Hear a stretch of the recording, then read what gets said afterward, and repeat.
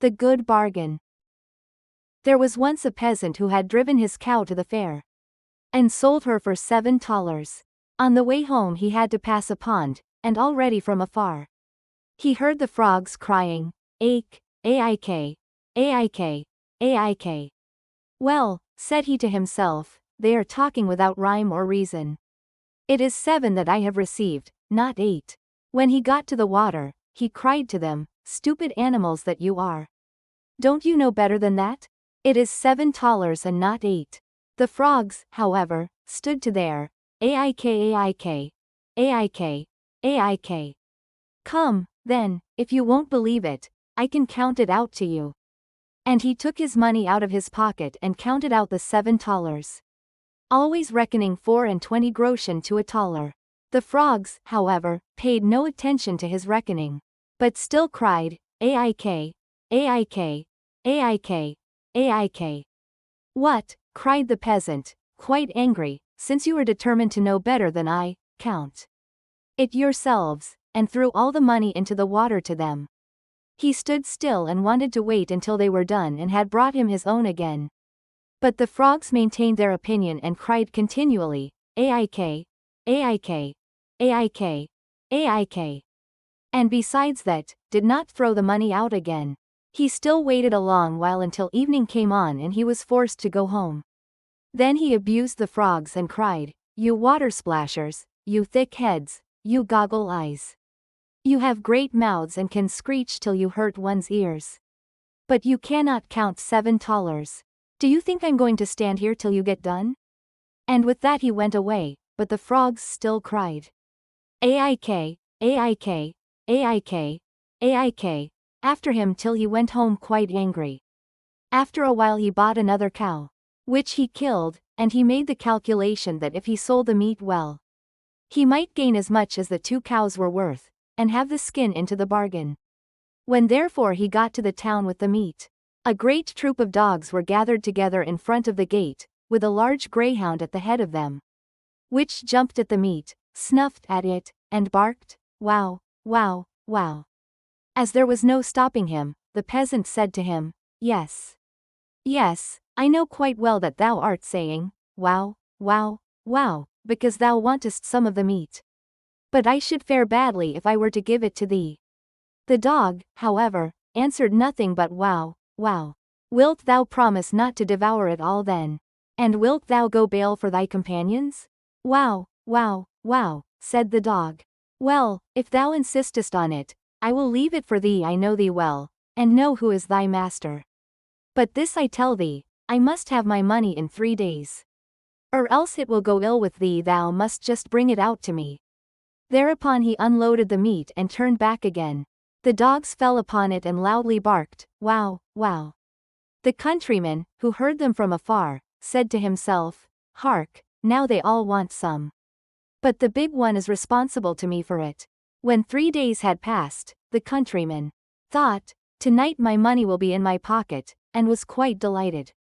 But no one would come and pay it. "There is no trusting anyone now," said he. And at last he lost patience, and went into the town to the butcher and demanded his money.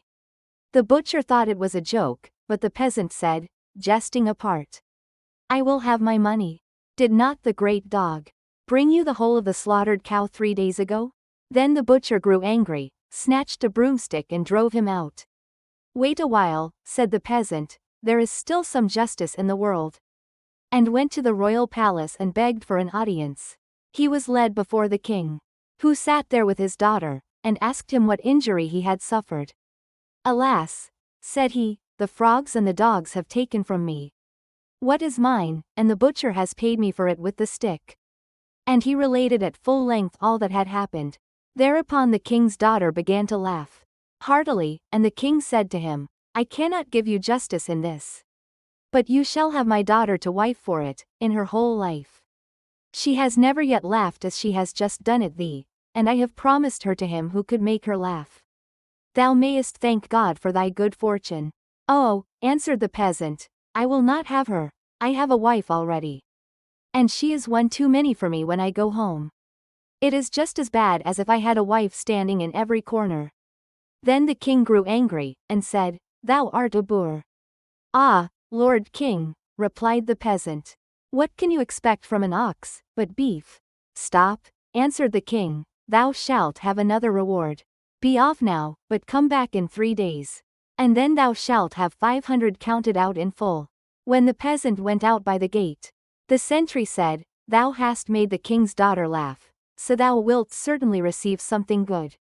"Yes, that is what I think," answered the peasant. 500 are to be counted out to me." "Hark thee," said the soldier, "give me some of it." "What canst thou do with all that money?"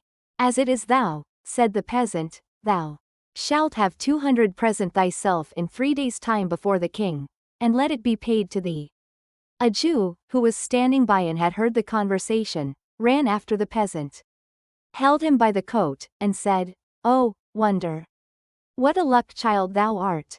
I will change it for thee, I will change it for thee into small coins.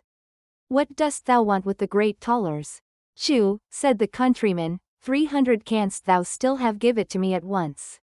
In coin, in 3 days from this, thou wilt be paid for it by the king." The Jew was delighted with the profit, and brought the sum in bad groschen, 3 of which were worth 2 good ones.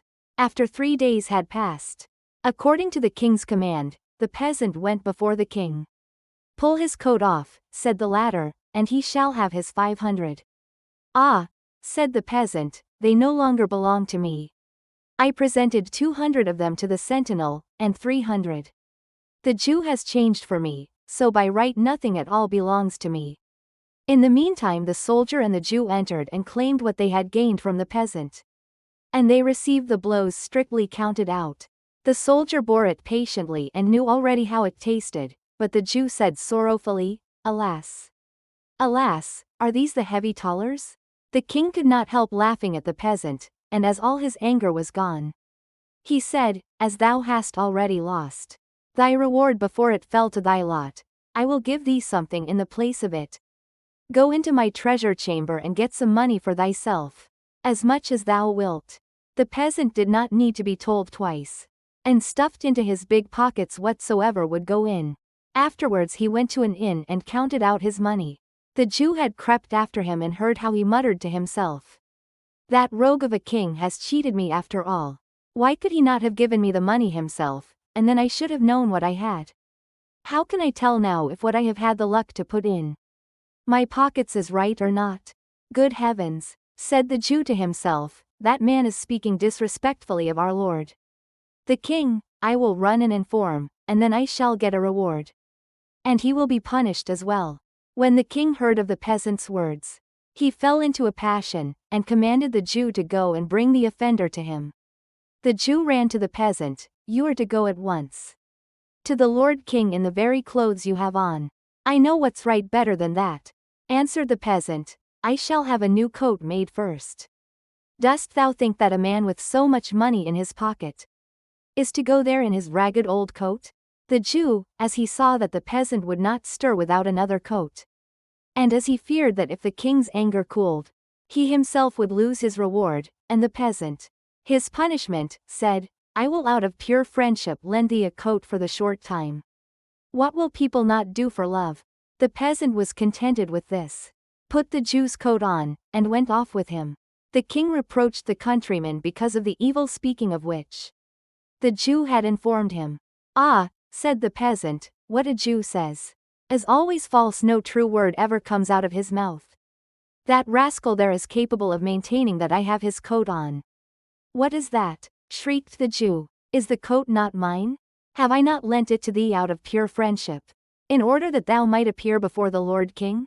When the king heard that, he said, "The Jew has assuredly deceived one or the other of us, either myself or the peasant," and again he ordered something to be counted out to him in hard thalers. The peasant, however, went home in the good coat, with the good money in his pocket, and said to himself, "This time I have hit it."